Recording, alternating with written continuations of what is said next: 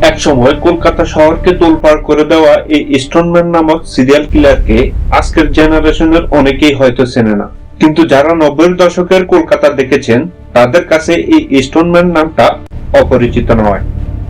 কারণ এই স্টোনম্যানই ছিল স্বাধীন ভারতবর্ষের প্রথম সিরিয়াল কিলার।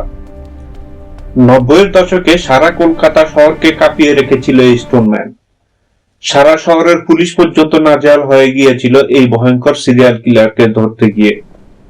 পরিস্থিতি এমন জায়গায় গিয়ে পৌঁছেছিল যে কলকাতা পুলিশকে ভবঘুরে ছদ্মবেশে রাতের পর রাত শুয়ে কাটাতে হতো ফুটপাতে, স্টেশনে কিংবা বাজার এলাকায়।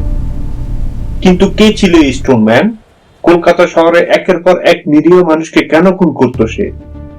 আর কেনই বা এই সিরিয়াল কিলারের নাম স্টোনম্যান রাখা হলো?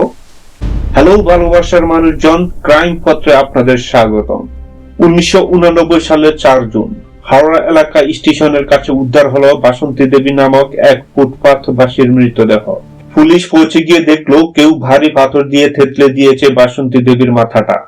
ব্যাস, ওই দিন থেকেই শহর কলকাতা জুড়ে শুরু হয়ে গেল এক সিরিয়াল কিলারের তাণ্ডব, যা আগামী 1 বছরের জন্য ভয়ে কাঁটা ধরিয়ে দিয়েছিল গোটা কলকাতাবাসী। 1985 সাল নাগাদ ঠিক একই রকম ভাবে মুম্বাইতেও সিরিয়াল কিলিং এর তাণ্ডব চলেছিল। ফুটপাতে, রেল স্টেশনে কিংবা ব্রিজের তলায় থাকা অসহায় ভবঘুরে, ভিখারি কিংবা গৃহহীনদের টার্গেট করত সেই সিরিয়াল কিলার। খুনের প্যাটার্ন ছিল খুবই নৃশংস। ভারী পাথর দিয়ে মাথা থেতলে দেওয়াই ছিল তার কাজ। তবে মুম্বাই মিডিয়া সেই সিরিয়াল কিলারের নাম রেখেছিল পাথরমার, অর্থাৎ স্টোন কিলার। কলকাতা শহরের দ্বিতীয় খুনটি হয় 1989 সালের 4 জুলাই, অর্থাৎ প্রথম খুনের ঠিক 1 মাস বাদে। এবারেও ভিকটিম একজন মহিলা, নাম লক্ষ্মী নাইডু। পার্ক সার্কাস স্টেশনের কাছে ভিক্ষা করে দিন কাটত সেই মহিলার। নিজের দ্বিতীয় টার্গেট হিসেবে এই মহিলাকেই বেছে নেয় সেই সিরিয়াল কিলার। দ্বিতীয় খুনটি ঘটার পরে কলকাতা শহরে চাঞ্চল্য তৈরি হতে শুরু করে। প্রেসের তরফ থেকে এই সিরিয়াল কিলারকে আইডেন্টিফাই করা হয় দ্য স্টোনম্যান হিসেবে। কলকাতা শহরের স্টোনম্যানও টার্গেট করা শুরু করে রাস্তায় ঘুমানো অভাবী গরিব দুঃখী মানুষদের। মূলত ভারী পাথর দিয়ে কিংবা কনক্রিটের স্ল্যাবও ছিল এই স্টোনম্যান নামক সিরিয়াল কিলারের মূল অস্ত্র। ফলে কলকাতার স্টোনম্যানের কিলিং প্যাটার্ন দেখলে মনে হতো কেউ যেন মুম্বাইয়ের ওই সিরিয়াল কিলারকে কপি করেই খুনগুলো করছে। আর যেহেতু মুম্বাইয়ের ওই সিরিয়াল কিলারকে পুলিশ ধরতে পারেনি, তাই রটে গিয়েছিল মুম্বাই থেকে পালানো স্টোনম্যানই কলকাতায় এসে খুনগুলো করছে। 7 সেপ্টেম্বর 1989 শহর কলকাতার বুকে স্টোনম্যানের 7 নম্বর খুন। ঠিক আগের গুলোর মতোই একই প্যাটার্নে খুন করা হলো রবিন সরকারকে। এই রবিন সরকার থাকতেন কলকাতার চিতপুর রেল স্টেশনের কাছে। পুলিশ রীতিমতো তোলপাড় শুরু করলো, সারা শহরকে কড়া নজরদারিতে রাখলো। কিন্তু এই স্টোনম্যানকে কিছুতে ধরা যাচ্ছিল না। কোনো প্রত্যক্ষদর্শী নেই, নেই কোনো ক্লু। পড়ে থাকতো শুধু বড় পাথর আর রক্তমাখা নিথর দেহ। পুলিশের দুশ্চিন্তা আরো বেড়ে গেল যখন 1990 সালের জানুয়ারিতে আরো একটি খুনের খবর এলো। এইবারের ঘটনাস্থল ছিল বেলগাছিয়া ব্রিজ।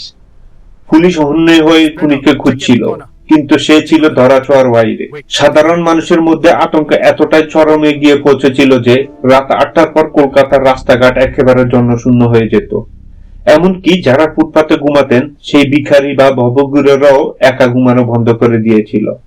তারা দলবদ্ধ হয়ে রাত কাটাতেন। তবে আশ্চর্যের বিষয় হলো 1990 সালের মাঝামাঝি সময়েই এই ধারাবাহিক খুনগুলো হঠাৎ করেই বন্ধ হয়ে যায়। কিন্তু প্রশ্ন হলো, পুলিশ কি কোনোদিন ধরতে পেরেছিল এই আসলে স্টোনম্যানকে? উত্তরটা হলো না। আজ পর্যন্ত কলকাতা স্টোনম্যান মার্ডার কেস ভারতের অপরাধের ইতিহাসের অন্যতম বড় আনসলভড মিস্ট্রি বা অমীমাংসিত রহস্য হয়ে রয়ে গেছে। অনেককে সন্দেহভাজন হিসেবে আটক করা হলেও প্রমাণের অভাবে কাউকে দোষী সাব্যস্ত করা যায়নি। কে ছিল স্টোনম্যান?